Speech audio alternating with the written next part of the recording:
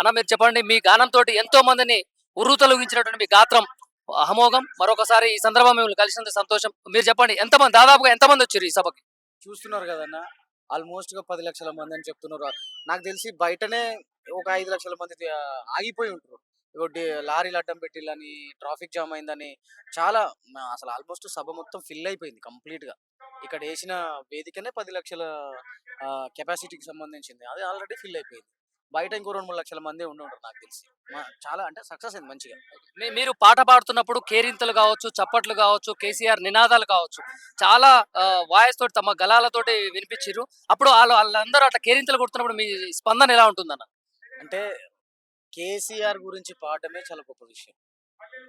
అంటే మాకు బీఆర్ఎస్ పార్టీలో మా బాస్ కేసీఆర్.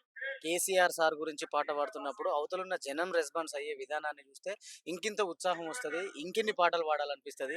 రెట్టించిన ఉత్సాహంతోని ఇంకా ముందుకెళ్తాం. ఇంకిన్ని పాటలు రాస్తాం. ఇంకిన్ని పాటలు పాడుతాం. ఇలాంటి సభలు ఇలాంటి సభలు అద్భుతంగా నిర్వహిస్తారు సారు. ఆ సభలలో మళ్ళీ, మళ్ళీ, మళ్ళీ, మళ్ళీ నేను పాటలు పాడతాను.